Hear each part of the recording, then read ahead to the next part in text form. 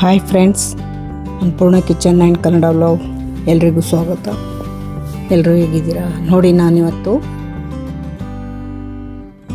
ಎಲ್ಲ ಉಂಡೆ ಮಾಡೋದು ತೋರಿಸ್ತೀನಿ. ನೋಡಿ, ಇದು ಎಳ್ಳು ಮತ್ತು ಶೇಂಗಾ ಹಾಗೂ ಕೊಬ್ಬರಿ ತುರಿದಿಟ್ಟಿದ್ದೀನಿ, ಶೇಂಗಾ ಹುರಿದಿಟ್ಟಿದ್ದೀನಿ, ಎಳ್ಳು ಹುರಿತಾ ಇದ್ದೀನಿ.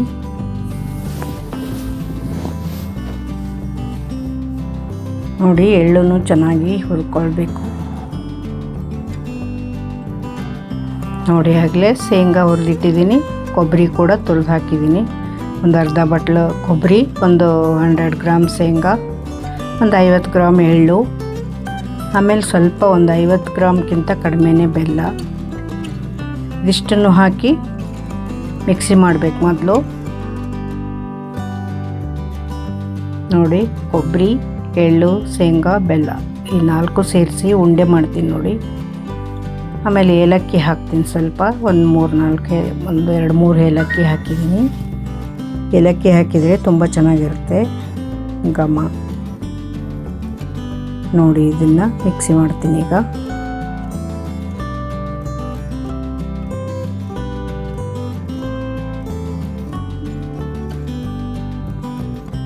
ನೋಡಿ, ಬೆಲ್ಲನೇ ಸ್ವಲ್ಪನೇ ಹಾಕಿದ್ದೀನಿ, ಜಾಸ್ತಿ ಇಲ್ಲ. ಬೆಲ್ಲ ಕಡಿಮೆ ಇರೋದ್ರಿಂದ ಆರಾಮಾಗಿ ತಿನ್ಬೋದು. ನೋಡಿ, ಮಿಕ್ಸಿ ಮಾಡ್ತಾ ಇದ್ದೀನಿ. ಮಿಕ್ಸಿ ಮಾಡಿದೆ ನೋಡಿ, ಸಣ್ಣಗಾಗಿದೆ. ಇದನ್ನು ಒಂದು ತಟ್ಟೆಯಲ್ಲಿ ತೆಗಿತೀನಿ. ತಟ್ಟೆಯಲ್ಲಿ ತೆಗ್ತಿದ್ದೀನಿ. ನೋಡಿ ಹೀಗಾಗಿದೆ ಅದು ಪೌಡರು. ಇದಕ್ಕೆ ಯಾವ ಪಾಕನೂ ಬೇಡ, ಏನು ಬೇಡ, ಉಂಡೆ ಕಟ್ಟಬಹುದು. ಇದಕ್ಕೆ ಒಂದು ಆ ಸ್ಪೂನಿಂದ 1-2 ಸ್ಪೂನು ಆಯಿಲ್, ಇದು ತುಪ್ಪ ಹಾಕಿದ್ದೀನಿ.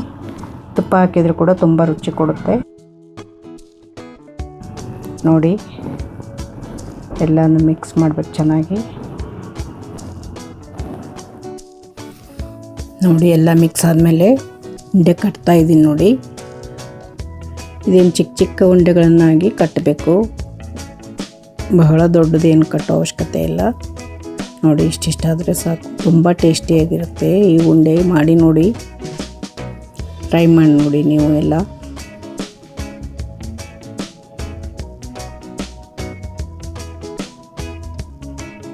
ತುಂಬ ಹೆಲ್ದಿ ಕೂಡ ಇದು. ಏನಾದರೂ ತಿನ್ಬೇಕನ್ನಿಸ್ತಾ ಇರುತ್ತಲ್ಲ, ಈ ಥರ ಉಂಡೆ ಮಾಡಿಟ್ಕೊಂಡ್ರೆ ಅವಾಗವಾಗ ಸಾಯಂಕಾಲ ಟೈಮ್ನಲ್ಲಿ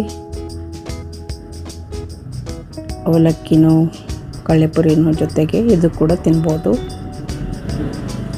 ನಾನು ಟಿಫನ್ಗೆ ಒಂದು ತಿಂದೆ. ನಾನು ಬ್ರೇಕ್ಫಾಸ್ಟಲ್ಲೇ ಇದು ಕೂಡ ಒಂದು ತಿಂದೆ ನಾನು ಉಂಡೆನ. ನೋಡಿ, ಒಂದು 7 ಉಂಡೆ ಏನೋ ಆಗಿದೆ ಇಷ್ಟಕ್ಕೆ.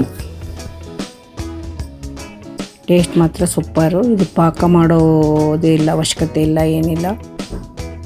ತುಂಬ ಚೆನ್ನಾಗಿ ಬರುತ್ತೆ. ಅರ್ಜೆಂಟಿಗೆ ಯಾವಾಗಾದರೂ ಈ ಥರ ಉಂಡೆ ಕಟ್ಕೊಂಡು ಇಟ್ಟರೆ ಒಂದು 8 ದಿವಸ ತಿನ್ಬೋದು, ಏನೂ ಆಗಲ್ಲ.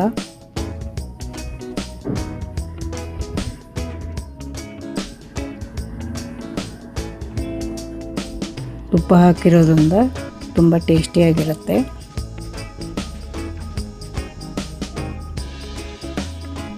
ಶೇಂಗಾ, ಎಳ್ಳು, ಕೊಬ್ಬರಿ ಎಲ್ಲ ಕೂಡ ಹೆಲ್ದಿನೇ. ಸ್ವಲ್ಪ ಮಾತ್ರ ಬೆಲ್ಲ ಹಾಕಿದ್ದೀನಿ, ಒಂದು 2-3 ಏಲಕ್ಕಿ ಹಾಕಿದ್ದೀನಿ ಅಷ್ಟೇ. ತುಂಬ ಸೂಪರಾಗಿದೆ ಉಂಡೆ. ನೋಡಿ, ಎಷ್ಟು ಚೆನ್ನಾಗಿ ಕಾಣಿಸ್ತಾ ಇದೆ. ನೀವು ಮಾಡಿ ನೋಡಿ. ಆಮೇಲೆ ನಾನು ಬೆಂಡೆಕಾಯಿ ಫ್ರೈ ಮಾಡ್ತಾಯಿದ್ದೀನಿ. ನೋಡಿ, ಇವತ್ತು ಟಿಫನ್ಗೆ ಇದೆ, ಬ್ರೇಕ್ಫಾಸ್ಟ್ಗೆ ಇದೇ ತಿಂತಾಯಿದ್ದೀನಿ ಇವತ್ತು. ನೋಡಿ, ಇಷ್ಟು ಬೆಂಡೆಕಾಯಿನ ಉದ್ದಕ್ಕಿರೋ ಮಧ್ಯ ಸೀಳಿ ಇಟ್ಟಿದ್ದೀನಿ.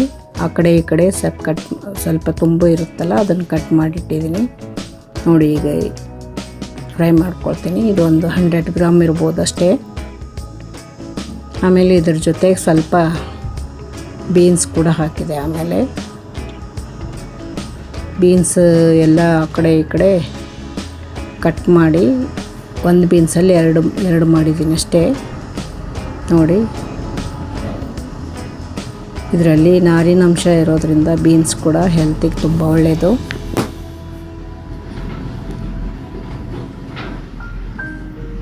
ಈ ಥರ ಬ್ರೇಕ್ಫಾಸ್ಟ್ಗೆ ಇದನ್ನು ಮಾಡಿಕೊಂಡ್ರೆ ತುಂಬ ಚೆನ್ನಾಗಿರುತ್ತೆ. ಹೆಲ್ದಿ ಫುಡ್ ಕೂಡ ಆಗುತ್ತೆ. ಆಮೇಲೆ ಆಯಿಲಿ ಅದು ದೋಸೆ ಇಡ್ಲಿ ಅದೇ ಥರ ಹೆವಿ ಅನಿಸಲ್ಲ, ಲೈಟಾಗೂ ಇರುತ್ತೆ, ತುಂಬ ಚೆನ್ನಾಗಿರುತ್ತೆ. ಇದರ ಜೊತೆಗೆ ಸೀಬೆಕಾಯಿ ಕೂಡ ನಾನು ಬ್ರೇಕ್ಫಾಸ್ಟಿಗೆ ಅದನ್ನು ಆ್ಯಡ್ ಮಾಡಿದ್ದೀನಿ. ಲಾಸ್ಟಲ್ಲಿ ತೋರಿಸ್ತೀನಿ ನೋಡಿ ಫ್ರೈ ಮಾಡ್ತಾಯಿದ್ದೀನಿ ಬೀನ್ಸು, ಬೆಂಡೆಕಾಯಿ. ಅದಕ್ಕೆ ಸ್ವಲ್ಪ ಸಾಲ್ಟ್ ಹಾಕ್ತಾಯಿದ್ದೀನಿ. ಸ್ವಲ್ಪ ರುಚಿಗೆ ತಕ್ಕಷ್ಟು ಸಾಲ್ಟು ಉದುರಿಸ್ಬೇಕು ಮೇಲೆ.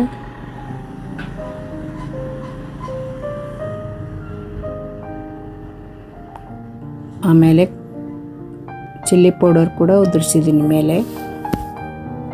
ಸ್ವಲ್ಪ ಹಾಕಬೇಕು ಖಾರದ ಪುಡಿ.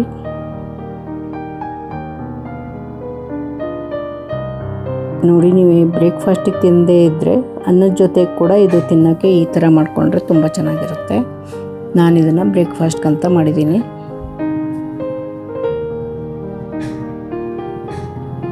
ತುಂಬ ಟೇಸ್ಟಿಯಾಗಿರುತ್ತೆ.